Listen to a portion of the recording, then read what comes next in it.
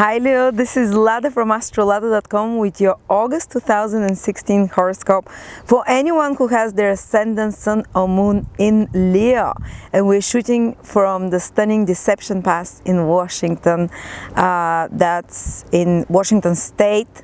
Basically, I hope you enjoy the sun, and this is your month, Leos. Of course, the sun is in the sign of Leo again, coming to rejuvenate you, to revitalize you, even if it's your ascendant or your moon in Leo, that it's only the sun will revitalize it, because the sun, moon, your ascendant, they're all connected to physical energy, they're all connected to your path in life in some way, and to who you are. So with the sun passing through Leo, your energy levels are rising up. And you're starting to come out to the surface again. You're starting to be noticed, you're starting to be revitalized, you have the green light for new beginnings, so to speak. And especially since after the new moon, which happens in Leo, when the sun and the moon are both in Leo, which happens from the beginning of the month, basically after the first 2-3 days, and then you have fully the green light to proceed ahead with new projects, to start new things, and even if you don't have yet the resources to start something on a grand scale, just at least you will get some ideas in regards to what you're supposed to do over the coming months. You'll get this is when the divine energy, the male and female join in your sign, Leos. The male energy is masculine start and the female is the moon. So when these two join, a new creation happens. A new life is born, new life in the way of ideas, in the way of opportunities of some sort. So often people, when there is a new moon in their sign, which is what's happening now, or around the time of your birthday, especially if your sun is in Leo, you get revitalized, you get inspired for new action, God sends you, and the universe sends you brilliant ideas, or the ideas that you have to work on, and the areas of your life that's going to be prominent for the next basically 12 months till the next time the sun is in Leo. But there is also something very important that is happening this month, Leo.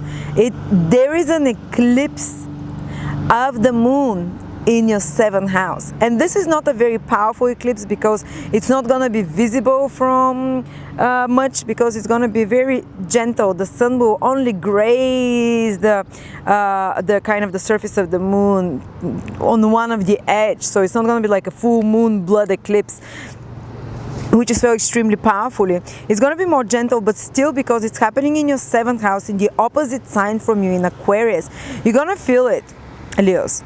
So, and it's actually the beginning of a number of about 6-7 eclipses that will be happening over the next 2 years, almost over the next 18 to 24 months, basically, in the signs of Leo and Aquarius. These are your two opposing signs. It's the first of them. So some of you might start getting an idea from August, maybe a month before the eclipse, a month after, what issues you'll be working on over the next year and a half too. Because eclipses are really powerful. Eclipses are the fated events in life. When we've been stuck somewhere and there is an eclipse in our sign, or in the sign opposite ours but close to the sun, moon or ascendant degree, this is when sudden events transpire that the universe, that we usually don't even have much influence over. These are fated. These are pre-programmed before your body came here. Basically, so they kind of trigger you on. Eclipses are kind of like adjustment process. If you've been veering off the right path, and if you've been feeling lost or stuck, or if you're not in the right situation, and eclipse comes and turns things around for you. And usually eclipses bring sudden events that are sometimes can be shocking, but that they kind of derail us and put us on the more correct path for your soul, for our soul, because eclipses are caused by the spiritual planets. It's not even planets, it's points, Ketu and Rahu, the north and south node of the moon. So basically these are the purpose for our incarnation. So if we veered off somehow from the purpose of our incarnation, they bring those fated events that push us back, that redirect us. And often it can feel a bit shocking, it can feel a bit surprising. For example, when there are eclipses in one sign, a sun or ascendant or moon, for about a year and a half, This is when on a year that eclipse falls on your sun, for example, or on your moon, there can be like marriages, birth of children, there can be relocations, starting of new jobs, losing of old ones, but kind of really big shifts in life. And I'm telling you, Leos, quite a few of you, if not maybe from the beginning, from this first eclipse, will have big changes in their life, but definitely over the next couple of years, till eclipses are from 18 to 24 months, 7 in a row that happen. And but they have to be close to the degree of your sun. So this eclipse will be happening, will be felt mostly from Leos that are born the last 10 days of Leo.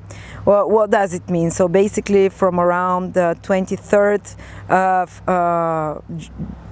from around the 13th to around the 23rd of August, something like that, 13th or 12th to the 23rd of August, when the last 10 days of Leo are. Or if it's your ascendant or your moon in Leo, like I have my moon exactly at the degree where the eclipse is happening, opposite it. So basically if you have your ascendant or your moon from around 20 to around 30 degrees in Leo, you can check those degrees from my birth chart calculator, by the way, from the planetary detail table. If you happen to have moon, sun or ascendant in Leo from 20 to 30 degrees, this eclipse will be felt because it's happening opposite you. It's happening exactly opposite your sun, moon or ascendant. So it's something to do that it's forecasting beginning of changes, a series of changes that might continue even for a year and a half or two in regards to your relationships, because 7th house is relationships. And even if nothing happens, there will be certain signs, because the next eclipse will be really powerful. It will be in February and you'll definitely feel it, because it's way more exact than the current one. But still, there'll be something, eclipse, especially a lunar eclipse, puts a big focus on that area of your life where it's happening. It's for you, Leos, and I'm speaking now for all Leos, it's in regards to relationships. Whether it's business, whether it's personal, like a big shift that's going to happen over the next 1 year, whether it's some business contractual relationships, whether it's business partnerships, whether it's some contract agreement or vow or promise as well, or some important person in your life one-to-one. And it's been noticed that when I remember the last time there was eclipses in Leo and Aquarius, that was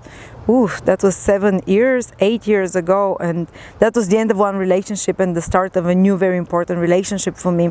And so kind of these things always work, especially when they're very close to the degree, and I mentioned which degrees will be affected mostly. The 25th degree is where the eclipse is happening. So the 25th degree is, if you happen to have your birthday basically around the 18th, 19th of August, maybe a day before, a day after, or if you have on your moon or ascendant from 23, 4, 5, 6, 7 degrees, you'll definitely feel it. This big change. If it's the moon, big change in your place of living, like for example, it's the moon that's the eclipse is happening opposite. So I might very likely relocating to the States, hopefully, if it's God's will, or it might be something that really surprises me, If it's the moon, might be a big change in your family, big change in the life of women in your life, big change in relationships with women, big change in the life of a mother figure, or grandmother figure, or property, or place of living, or family life. But it's still, because it's in the 7th house, it's directly connected to relationships overall for all Leos, ascendant, sun, or moon. If it's on your ascendant, definitely relationships in some way that affect you on your path in life in a big way. If it's your sun, the eclipse is happening opposite your sun. So it can again be some change that comes to you through others, or is triggered through others, but it definitely, if there is a change, it will affect your some way career, path in life, which is the sun, your plans for the future, your in a big way, might be positive, might be good, in a big surprising way. You might all of a sudden get a job if you've been looking for a while, or you might suddenly lose a job, and this opens up later doors for the right path for a career. The sun is also male figures, father figures, husband, grandfathers, bosses that can have big changes in their life that impact you as well. But anyway, enough for the eclipse. Now let's look at the other stuff that are happening in the sky. The sun is in your sign, yes, as I said, new beginnings, go for it. But there is like a Saturn and Mars, the two so-called difficult planets, the two bodies in astrology, will be together in your 5th house, Leos. And And what does it mean? Because Saturn and Mars, this is the house of having fun and romance and flirting and being in love and creativity. So Saturn and Mars can create some frustrations with that things of your life. So be careful when you're going and partying, that some complication does not happen. The fifth house is your children. They might demand more of your attention and personal efforts, because there might be something a bit more difficult happening in their life that you have to be there to support them, to push them in some way. But again, this is the last time Saturn and Mars are together. They were together over the past few months, so maybe something will complete in that regards to that area, in regards to some creative projects that you have to push hard for and reach deadlines and work hard on, or resolve some issues in regards to some business project. If you have your own business, the fifth house is your own business, because it's your own creative project and baby. So maybe having to work something hard on doing some projects, completing some project, if it's your baby, creative projects of some sort. But it requires effort, it requires perseverance, it requires patience as well, and drive and patience. So you have to balance both. Mars wants to move forward, to fix problems. Saturn says things will be delayed, you have to slow down, you know. And fifth house is also romantic experiences. So there might be some a little bit like some romantic experience or something in regards to dating that can be a bit more frustrated, that can be somehow off, that you have to personally work through and figure out why, with more efforts that you have to put, more attention, more personal, how do I say, and by being patient. You have to be patient with that. When Mars and Saturn are together, we require patience, because things can get a little bit frustrated. But on the positive side, Mercury, Venus and Jupiter are together in the sky. The three benefics, three beautiful planets, are in your second house, Leo. In our second house, Moon in Leo.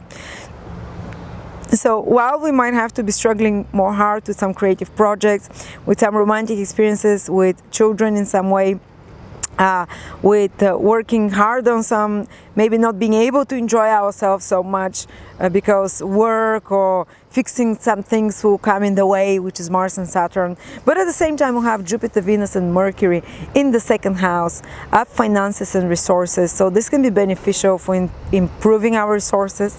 Whenever three benefics are together in a house, these things move easier, with more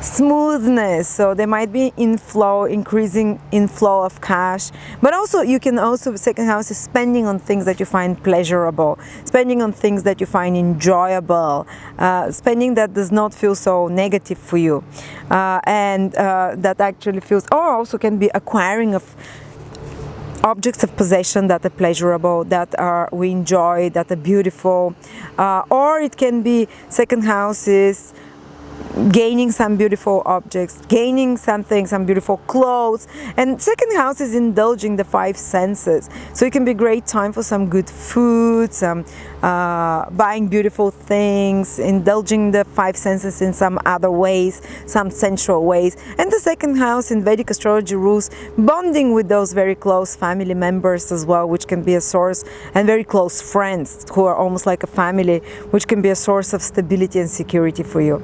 So thank you very much, Leos. I will see you next month, and subscribe to my channel, follow me on YouTube. Very interesting month for you. Please tell me what is happening in your life with this eclipse affecting you. Are there any interesting developments? And I will see you next month.